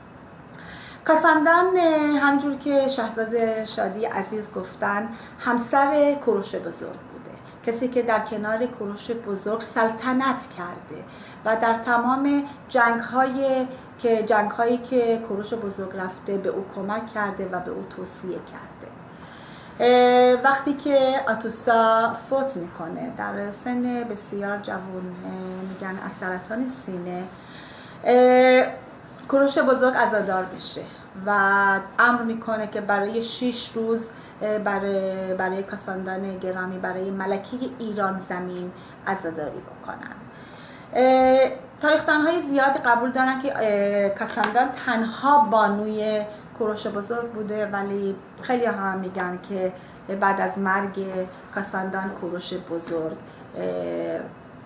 باز ازدواج کرده، ولی چیزی که واقعا معلومه عشقی که بین کاساندان و کوروش بزرگ بوده. وقتی که از عشق و زناشویی زن و مرد صحبت میکنیم، من یاد یک داستان دیگه درباره کوروش بزرگ میافتم. کوروش بزرگ وقتی که یکی از کشورها رو آزاد میکنه، پادشاه اون کشور میاد به کوروش بزرگ میگه که به خاطر اینکه کشور آزاد کردی و به دست من دادی، من دختر خودم رو به تو هدیه میدم که کنیز تو باشه. دختر پادشاه کنیز کوروش بزرگ. کوروش بزرگ اون دختر را صدا میکنه، یک دختر بسیار بسیار زیبا و جوان روبروی کوروش بزرگ وایسه. کوروش بزرگ بهش میگه که تو تا حالا عاشق شدی؟ و اون دختر جوان بدون ترس در چشم کوروش بزرگ نگاه میکنه و میگه بله، من عاشق یکی از سرداران ارتش شما به این اسم هستم. کوروش بزرگ اون شخص رو صدا میکنه و اون دختر از ترس داشته میلرزیده، فکر میکرده کوروش بزرگ الان اون آدم رو میکشه و اعدام میکنه، چون اون دختر جسارت کرده و به کوروش بزرگ گفته عاشق کسی دیگه است. ولی کوروش شاه بخشنده، شاه ایران زمین، اون پسر رو صدا میکنه، اون دختر رو به عقد اون پسر میکنه و اون پسر رو فرمانده لشکر ایران. این بوده کوروش بزرگ. اینقدر عشق، اینقدر دوستی، اینقدر محبت براش مهم بوده. از کوروش بزرگ دختری بسیار بسیار قدرتمند، آتوسا، به دنیا میاد. آتوسا اول از همه با برادر خودش ازدواج میکنه، ولی وقتی که برادر خودش خودکشی میکنه، داریوش بزرگ که حرمسرای کوروش رو به دست داشته، آتوسا با اون ازدواج میکنه. با اون که داریوش زنهای دیگری قبل از آتوسا داشته، آتوسا عشق زندگی داریوش بوده و او را ملکه ایران زمین به اسم میاره. آتوسا با زنهای دوران خودش بسیار بسیار فرق داشته. یک زن بسیار زیبا بوده، زنی بوده که در آن دوران که مردم نوشتن و خوندن بلد نبودن، سوادی نداشته بودن، آتوسا یک خانم، یک بانوی باسواد بوده. زنی بوده که در خیلی زیاد به داریوش تسلط داشته و او را به جنگ ایران و یونان میفرسته.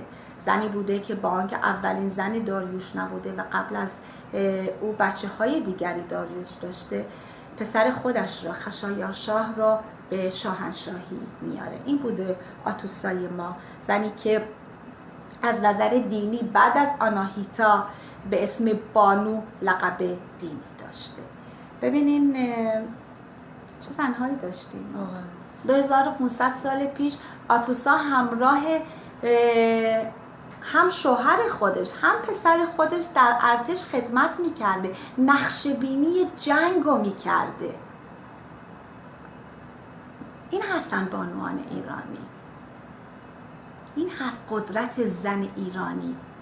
نه اینکه یک زن ایرانی الان بشینه یک آخوند بهش دستور بده چی بپوش چی نپوش، چی کار بکن، کجا برو کجا نرو. زن ایرانی دختر آتوساه. زن ایرانی دنیایی با قدرته که خودش میتونه برای خودش تصمیم بگیره چی بپوشه چی نپوشه، کجا بره کجا نره، و این از نجابتش کم نمیاره. آتوسا در ارتش در کنار پسر و برادرش خدمت کرده. ببینید چقدر زنها در اون موقع قدرت داشتن، چقدر در برابر مرد مساوی بودن. فکر کنم این یک توضیح کوتاه درباره زنهایی که کوروش بزرگ را حمایت کردن، از مادر تا همسر تا دخترش باشه، و امیدوارم که تاریخ ما درسی باشه برای تک تک ما، زن و مرد. ما با هم دیگه مساوی هستیم، نه کمتر نه برتر، بلکه یک انسان، هم زن هم مرد. بله. من رو همینطور واقعا مبهوت این داستان کردین، چرا که وقتی شما میخوندین این مسئله رو تعریف میکردی شیرین جان، من فکر کردم که در اون دوران نظر کوروش بزرگ این بوده که یک مملکتی واقعا به همین جا هم رسید، یک امپراتوری بسیار بسیار قوی داشت، چرا که زور رو به این اولا به کسی زور نمیکرد، قدرت رو به این نمیدونست که باید یا روی زنها تسلط پیدا کنه یا روی کشورهایی که میگرفته تسلط کنه، و به خاطر اینکه واقعا انسانیت رو، این رو میگن حقوق بشر، انسانیت رو به کار برده، همینطور این انسانیت رو برای زنها قائل شده، همینطور این انسانیت رو برای کشورهایی که تسخیر میکرده قائل شده، همینطور این انسانیت رو برای ادیان قائل شده، برای همه، و این امپراتوری رو تونست بسازه، چرا که واقعا برای هر کسی، همینطور برای زنها همینطور هم باید باشه، ارزش کامل رو قائل بود و میدونست که واقعا از چه ارزشی زن که همون مادر مرد هست. بله، شاه ایران زیر پای مادر خودش بشینه. این ایرانی شاه که شاهان دنیا زیر پایش نشستن.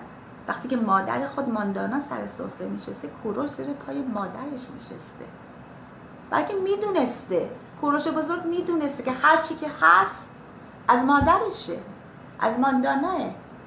همینم هست. میدونسته که باید با همسر خودش بشینه فکر بکنه، برای که میدونسته چقدر اون زن باهوش و عاقله. داریوش یکی از بزرگترین شاهان هخامنشی میدونسته آتوسا چه قدرتی داره و اون اجازه اون قدرت رو میداده، چرا که وقتی در کنار هم بودن میرسیدن به هدفهایی که با هم در نظر داشتن و مردانگیشون رو به این نمیدونستن که باید روی زنهای خود پا بگذارن، بلکه استفاده بکنن از اون خردمندیشون و از اون بزرگمنشی که زن هم داره، همچنین در کنار مرد خودش میتونه به هدفهای خودشون برسن. با حرفایی که تو عزیزم شادی عزیزم گفتی، من دوباره یاد یک داستانی دیگه افتادم. یکی از شاهان دوباره به کوروش بزرگ میگه کو غیرت مرد ایرانی. بعضی ها میگن که خانم ها با چادر بودن، بعضی ها میگن نبودن. اون به کوروش بزرگ اینجوری میگه کو غیرت مرد ایرانی، چرا اجازه میدین زنهایتان بدون حجاب باشن؟ کوروش بزرگ میگه نجابت زنهای ما پلک‌های چشمان مردان ما هست. هرگز اینو فراموش نکنیم. اگر چشم نجیب نباشه هیچ حجابی کمک نمیکنه، اگر قلب نباشه هیچ حجابی کمک نمیکنه. اون چشم هاست که باید نجیب باشه، اون قلب هاست که باید پاک باشه. بعد دیگه اصلا برای مرد نباید مهم باشه اون بانو چی پوشیده. همین هم هست. حقوق بشر از دوران هخامنشی، کاش که واقعا در این دوران اینطور اجرا میشد و واقعا صلح و دوستی میتونست در همه جای دنیا برقرار باشه. وای وای. بله. حواسم بود یک ساعت و نیم داریم تقریبا صحبت میکنیم. امیدوارم که از حرفهای ما خسته نشده باشین. واقعا ببخشید فعلا وقت نمی کنیم این کامنت های بسیار زیبای شما رو بخونیم. درودها به آناهیتای عزیز، دوست عزیزم از شهر شیراز. خیلی خوشحالیم که دوستان بسیار زیبایی از ایران دارن از ما حمایت اکثرا از ایران دارن می‌نویسن. واقعا این باعث خوشبختی ماه که شما عزیزان رو در کنارمون داریم و قول میدیم که در برنامه‌های آینده سعی بکنیم بیشتر کامنت های شما رو بخونیم و جواب بدیم. پیروز وقتی که با شادی عزیز نشسته بودیم و برنامه روزی میکردیم، شادی از بس که شاد و خوشحال بود که باز دوباره با شما هستیم، باور کنیم یک اینجوری درس آورده بود برای من گناهی. گفتم شادی جان عزیز دلم، اگر بخوایم همه درس بخونیم 1 ساعت و نیم که هیچی، ما بعد 5-6 ساعت درباره این کوروش بزرگ صحبت بکنیم. پس بهش قول داده بودم که من زیادی صحبت اختیار داریم شیطونی نکنم تا بتونیم درباره کوروش بزرگ صحبت کنیم. ولی خب بعضی وقتا یه کمی هم شیطونی باید باشه. بله البته این نگفتنم یک دقیقه شیطونی باشه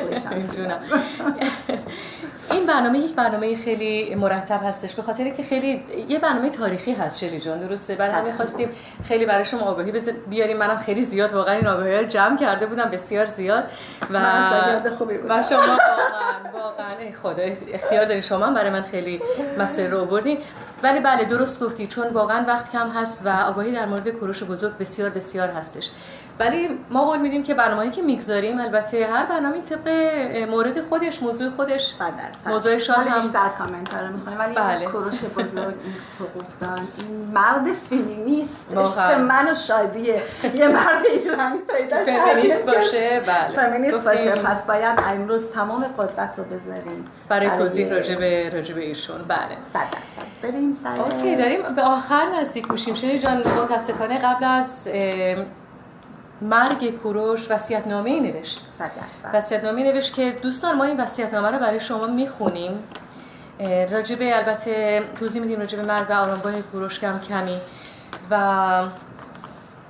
اول وصیت‌نامه رو میخونیم. بله برایشون با همکاری یکدیگر و بله ادامه میدیم با آگاهی که در آخر گذاشتیم. وصیت‌نامه کوروش بزرگ دقیقاً مانند منشورش قانون‌های انسانیته، یعنی احتیاج نیست آدم بشینه تمام تاریخ کوروش بزرگ رو بخونه. باور کن یه منشور رو، یک وصیت‌نامه‌ش رو بخونه و انجام بده میشه سمبل انسانیت. نه تورات بخونه، نه قرآن بخونه، نه انجیل بخونه، هیچی نخونه. منشور رو بخونه با وصیت‌نامه‌اش و انجام بده، نه که فقط بخونه، انجام بده، میشه یک انسان. فرزندان من، دوستان من اکنون به پایان زندگی نزدیک گشته‌ام. من آن را با نشانه‌ای آشکار دریافته‌ام. وقتی درگذشتم مرا خوشبخت بپندازید. کام من این است که این احساس در کردار و رفتار شما نمایانگر باشد، زیرا من به هنگام کودکی و جوانی و پیری بختیار بودم. همیشه نیروی من افزون گشته است، آنچنان که هم امروز نیز احساس نمی کنم که از هنگام جوانی ناتوان‌ترم. من دوستان را به خاطر نیکوهای خود خوشبخت و دشمنانم را فرمان برادر خیش دیدم. زادگاه من بخش کوچکی از آسیا بود. من آن را اکنون سربلند و بلند پای باز می‌گذارم. اما از آنجا که از شکست در هراس بودم، خود را از خودپسندی و غرور برحذر داشتم. حتی در پیروزی‌های بزرگ خود پا از اعتدال بیرون نهادم. در این هنگام که به سرای دیگر می‌گذرم، شما و میهنم را خوشبخت می‌بینم و از این رو می‌خواهم که آیندگان مرا مردی خوشبخت بدانید. مرگ چیزی است شبیه به خواب. در مرگ است که روح انسان به ابدیت می‌پیوندد و چون از قید و علاقه آزاد می‌گردد به آتیه تسلط پیدا می‌کند و همیشه ناظر اعمال ما خواهد بود. پس اگر چنین بود که من اندیشیدم با آنچه گفتم عمل کنید و بدانید که من همیشه ناظر شما خواهم بود. اما اگر از چنین نبود، آنگاه از خدای بزرگ بترسید که در بقای اون هیچ تردیدی نیست و من پیوسته شاهد و ناظر اعمال ماست. باید آشکارا جانشین خود را اعلام کنم تا پس از من پریشانی و نابسامانی روی ندهد. من شما هر دو فرزندانم را یکسان دوست می‌دارم، ولی فرزند بزرگترم که آزموده تر است کشور را سامان خواهد داد. فرزندانم، من شما را از کودکی چنان پرورده‌ام که پیران را آزرم دارید و کوشش کنید تا جوانتران از شما آزرم بدارند. تو کمبوجیه مپندار که عصای زرین پادشاهی تخت و تاجت را نگاه خواهد داشت. دوستان یک رنگ برای پادشاه عصای مطمئن هستند. همواره حامی یکی از دستی باش، اما هیچ قومی را مجبور نکن که از کیش تو پیروی نماید و پیوسته و همیشه به خاطر داشته باش که هر کسی باید آزاد باشد تا از هر کیشی که میل دارد پیروی کند. هر کس باید برای خویشتن دوستان یک دل فراهم آورد و این دوستان را جز به نیکوکاری به دست نتوان آورد. از کژی و ناروایی بترسید. اگر اعمال شما پاک و منطبق بر عدالت بود، قدرت شما رونق خواهد یافت. ولی اگر ظلم و ستم روا دارید و در اجرای عدالت تسامح ورزید، دیری نمی انجامد که ارزش شما در نظر دیگران از بین خواهد رفت و خوار و ذلیل و زبون خواهید شد. من عمر خود را در یاری به مردم سپری کردم. نیکی به دیگران در من خوشدلی و آسایش فراهم می ساخت و از همه شادی‌های عالم برایم لذت بخشتر بود. به نام خدا و نیکان در گذشته ما، ای فرزندان، اگر می‌خواهید مرا شاد کنید، نسبت به یکدیگر آزرم بدارید. پیکر بیجان مرا هنگامی که دیگر در این گیتی نیستم در میان سیم و زر مگذارید و هر چه زودتر آن را به خاک باز دهید. چه بهتر از این که انسان به خاک که این همه چیزهای نغز و زیبا می‌پرورد آمیخته گردد. من همواره مردم را دوست داشتم و اکنون نیز شادمان خواهم بود که با خاکی که مردمان نعمت می‌بخشد آمیخته گردم. همکنون در میابم که جان از پیکرم می‌گسلد.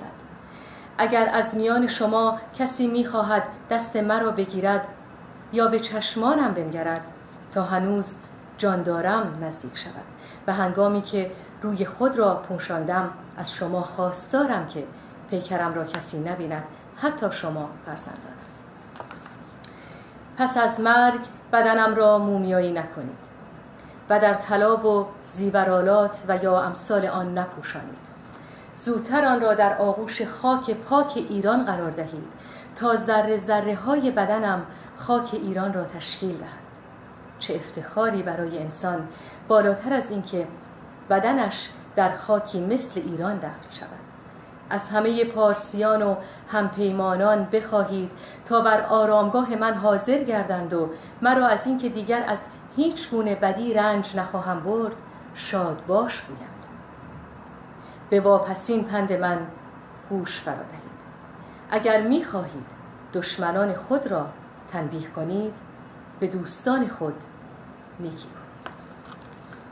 شما مردم ایران دیروز چقدر این روح کوروش بزرگ رو شاد کردیم. چون که در وصیتش خواهش کرده به آرامگاه من بیایید و درودها برای این شاه که اینقدر این خاک ایران رو دوست داشته، خاک این مقدس ایران، هر یک متر خاکش براش از الماس ها و طلاها با ارزش تر بوده که به جایی که منو تو طلا بخوابونین، تو خاک پاک ایران منو بخوابونین. ببینین دوستان، به این میگن عشق حقیقی.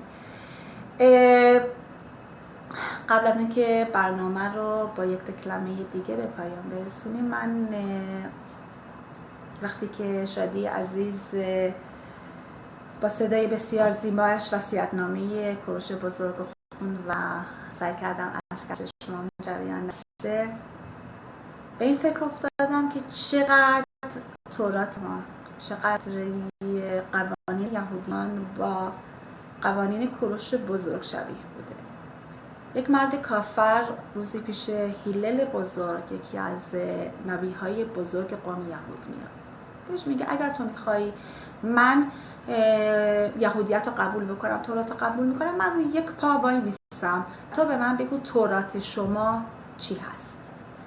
هیلل بزرگ خیلی خیلی فکر میکنه و بعد از 1 دقیقه بهش میگه تورات پر از قوانینه، تورات پر از پخشه، ولی اگر میخوای یک قانون رو بدونی، هرچی برای خود میخواهی برای دیگران بخواه. و شما ببینید وصیت کوروش بزرگ فرقی با حرفهای هیلل نداشته. پردار نیک، گفتار نیک و کردار نیک، این هست قوانین ایران ما. با کار نیک، با گفتار نیک، با دست نیک به یک آدمی که احتیاج به کمک شما داره، روان پدر ایران زمین رو شاد بکنید. به یاد داشته باشید از کجا آمدید، به یاد داشته باشید فرزند کی هستید، به یاد داشته باشیم همه ما، نه فقط تنها اون مردمی که در ایران نشستن، همه ما، منی که در اسرائیل نشستم، شما که در فرانسه نشستیم، شما که در آمریکا نشستیم، به یاد داشته باشید از کجا آمدید، از چه خاکی اومدید. خاک ایران خاک مقدسه. هر کدوم ما سفیرهای کوروش بزرگیم.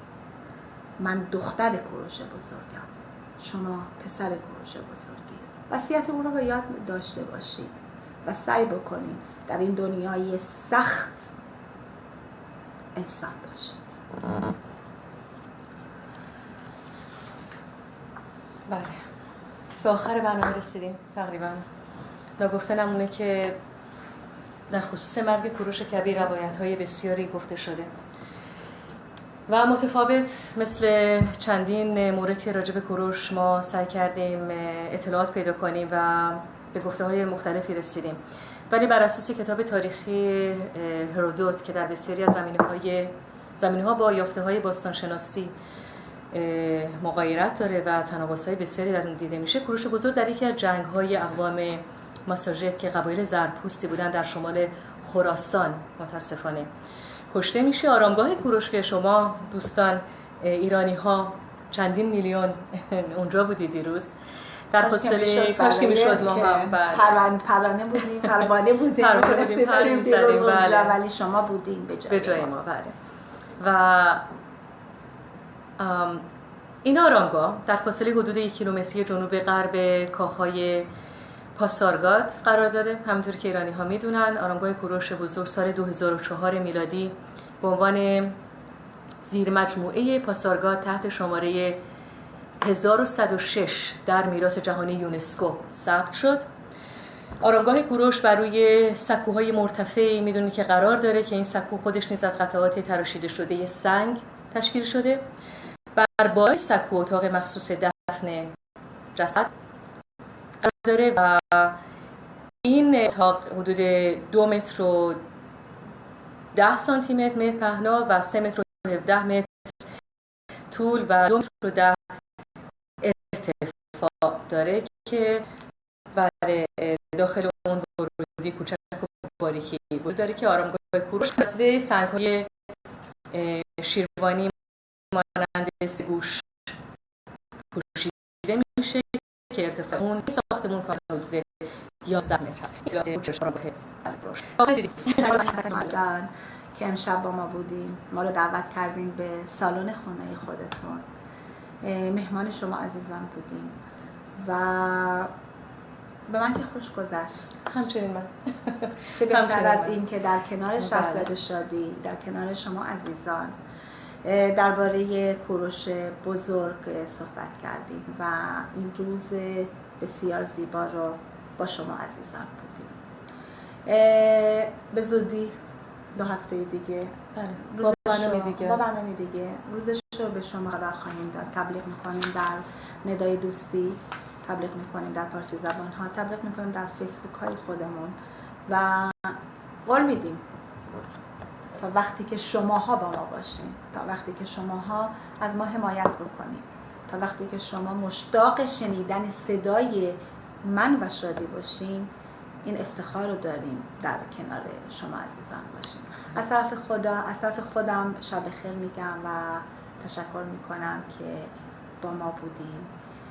تا درودی دیگر، بدرود. بله دوستان، من هم به نوبه خودم واقعا تشکر از این همه عشقی که به ما داریم و لطفی که به ما داریم. همونطور که شلی عزیز گفتن، تا وقتی که شما بخواید ما در کنار شما خواهیم بود. از رادیو بیرون اومدیم جلوی صحنه. بله، جلوی صحنه. فقط صدای ما رو بفهمن دارن. بله. زیبایی ما رو می‌بینن. گفتیم شیطونی نمی‌کنیم امشب شلی جون. به خدا بهتره شیطونه. ببین چقدر قلب واسه این شیطون. بله واقعا دوستان، بله به ما لطف دارن. شما طرفداران بسیاری از برنامه ندای دوستی از رادیو رادیسین دارین. من با خودم دوستانی رو از زمزمه‌های شب شکن آوردم. ما با هم داریم همیاری میکنیم، من و شیری شمسیان عزیز، و در کنار شما خواهیم بود، با شما خواهیم بود با ایرانیان سراسر جهان. و همینطور که گفتیم هر درخواستی که دارید برای برنامه ها با ما در سایت های فیسبوک در تماس باشید و ما با شما خواهیم بود. و برنامه های آینده نه نزدیک سعی میکنیم که با خودمون حتی مهمان هایی که در اسرائیل تأثیری در فرهنگ ایران، در ادبیات ایران، در خواننده هایی که مقیم حتی اسرائیل ایرانی داریم رو به برنامه های فیسبوکی خودمون دعوت بکنیم تا دوستان بیشتر و بیشتر با ایرانیان اسرائیلی آشنا بشن. بسیار خوب. و با یک کلمه بله شما دوستان رو به خدای بزرگ می‌سپاریم. هرگز نخواب کوروش، دارا جهان ندارد، سارا زبان ندارد، بابا ستاره‌ای در 7 آسمان ندارد، کارون ز چشمه خشکید، البرز لب فرو بست، حتی دل دماوند آتش فشان ندارد. دیو سیاه دربند آسان رهید و بگریخت، رستم در این هیاهو گرز و گران ندارد. روز وداع خورشید زاینده رود خشکید، زیرا دل سپاهان نقش جهان ندارد. بر نام پارس دریا نام دیگر نهادند، گویی که آرش ما تیر و کمان ندارد.